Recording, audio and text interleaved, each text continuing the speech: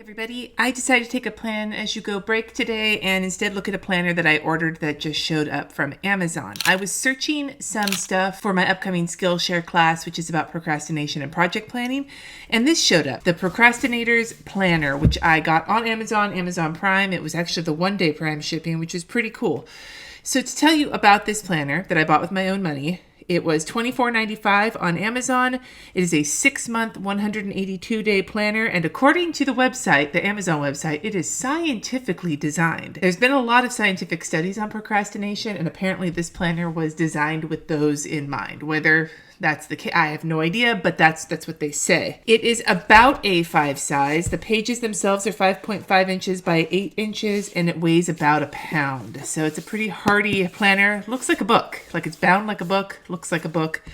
It's very pretty. And then this little doodle on top here is supposed to be a two-headed ogre named Limcor that I saw on the website. That's supposed to represent like the different sides of our personalities. I don't know, man. Let's take a look at it. So this front has a cover I actually really like if I was going to go with book-bound. It's not that soft matte that I really dislike with planners because of how they show the fingerprints and shit after you've handled them for a while. It's like a linen finish. And then there's gold foiling, says the Procrastinators Planner. And then on the side it says the Procrastinators Planner. This does not lie flat. And I think you could probably, I don't even know if you can train it to lie flat. Like you can kind of get it to lie a little bit flatter, but the middle seems to, like, especially on like the later pages, is going to be kind of a situation. So if book-bound planners bother you, this one kind of does have those like aspects that suck about it. I will also add that the website had no indication of what the paper quality is in here. So we'll just have to do a pen test and see.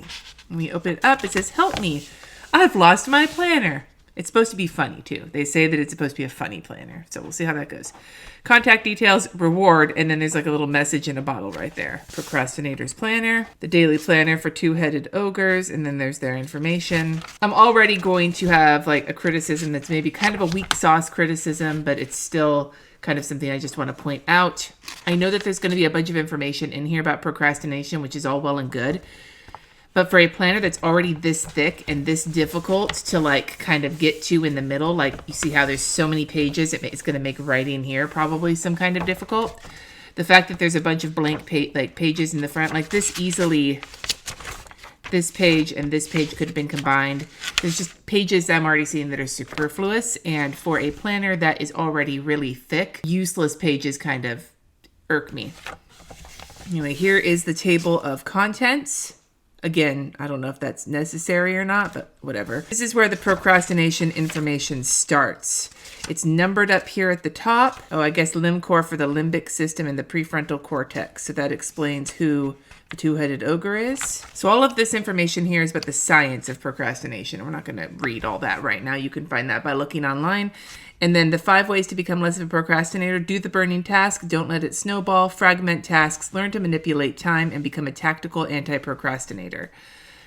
That sounds very familiar to the stuff I've been researching, and I'm curious to see how this like shows up later in the planner. So then there's information on each of these, each of these steps. Don't let it, like the snowball, all of those things. And then here is the weekly pages and a guide to it to tell you kind of how to use them, and a guide for the daily pages as well. And then here is the guide for the weekly review. And now we are into the actual calendar, and it looks like there is a bookmark in here to keep your place.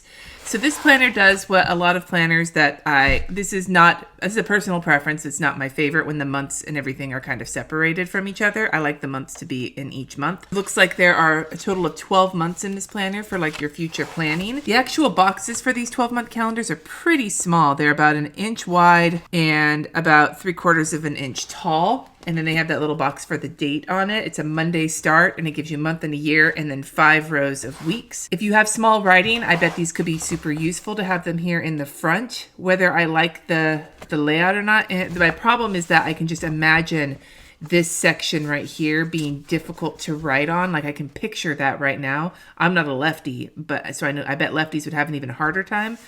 But like if people like get mad about writing with a coil next to their hand, I feel like this would be almost even more impossible. Now, I normally don't like a lot of like dark elements on a page. That's again, personal preference, but I don't really mind the month and the year here. I actually like this is very pleasant looking. I'm not a huge fan of this orientation of it or the middle or the size.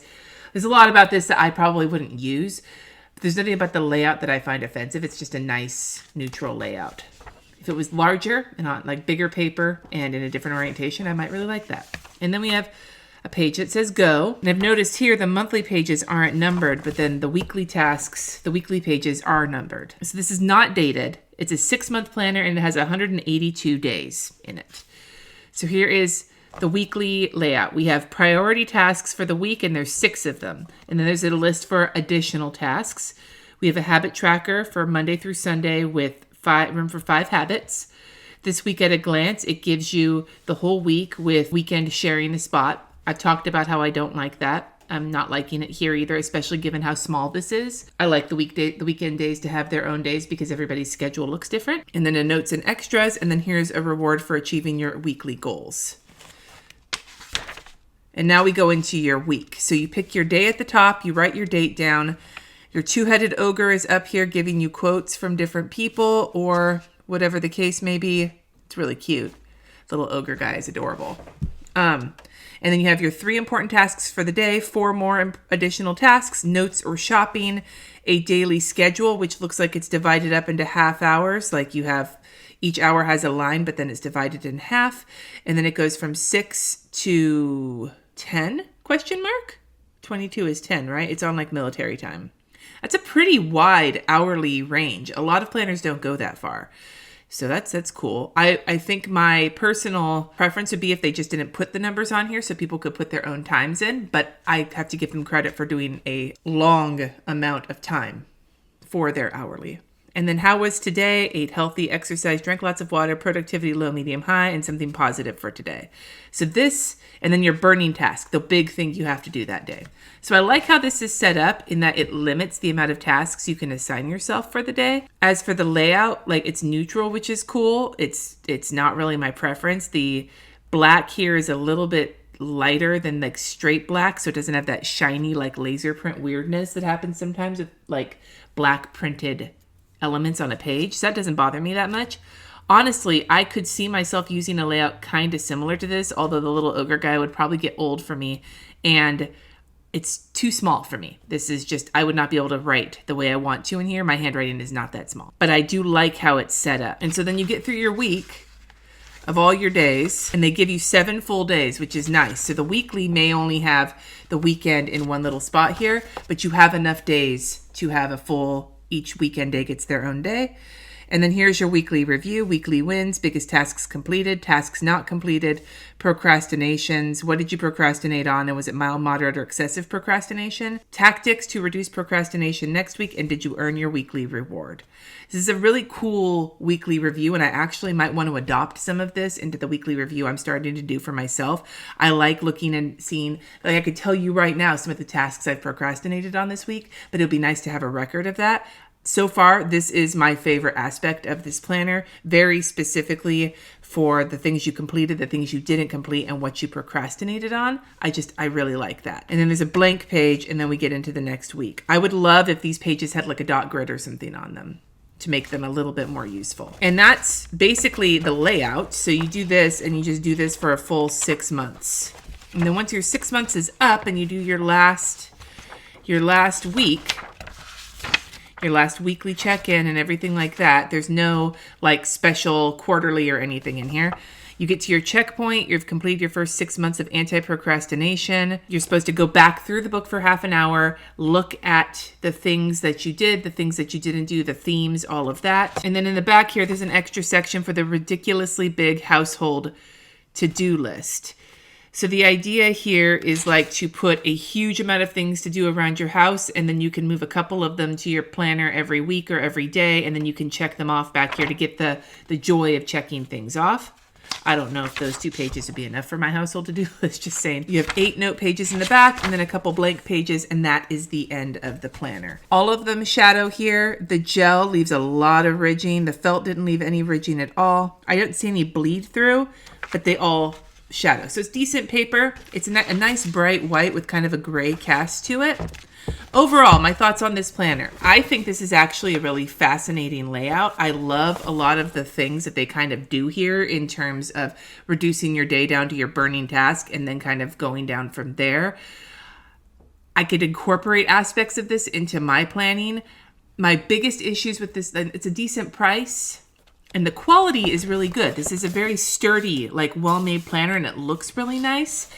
My biggest problem with this planner is not a design thing. It's not anything like that. I had some quibbles about the pages, but the biggest issue I'm going to run into if I was going to use this planner is that this is a problem. Like it lays kind of flat here when you open it once I've like trained it down a little bit, but it doesn't lay completely flat, in part because of the binding of it, in part because of how many pages. And I just could see myself hating fucking everything if I was trying to write in either of these like crevasse areas. I would find that extremely frustrating. However, I will say that the weekly review specifically, like maybe not the week, maybe this weekly thing, maybe the weekly thing, but very specifically this weekly review is something I think I'm going to adopt for my weekly review. Maybe not the whole thing, but a chunk of it for the weekly review I want to be doing every week, because I really love this. I love the idea of having a record of the tasks I've been procrastinating on, not just for the week, but so I can look back like a quarter or something and kind of get an idea of like themes of things I'm procrastinating on, because then maybe there I can get down to the bottom of why I'm procrastinating on those things. If you are interested in my Skillshare class that's going to be coming out probably next week at this point, like it'll probably be out on Monday is my hope, fingers crossed. If I don't procrastinate on it anymore, then you can sign up for my email list. Link is in the description, or you can go find me on Skillshare and follow me there. I'm Cindy Guentert-Baldo. There's a link for my current Skillshare class that can get you 2 months free, premium, etc., etc. But I'll be talking more about procrastination on that day when it comes to project planning and all of that. I'd love to hear what you think about this planner, because this is a little bit different than a lot of the planners I've looked at. I'd like to hear in the comments, are you a procrastinator? Is that something you struggle with? Let me know. Thank you so much for watching. Subscribe if you haven't already, and I will see you in my next video.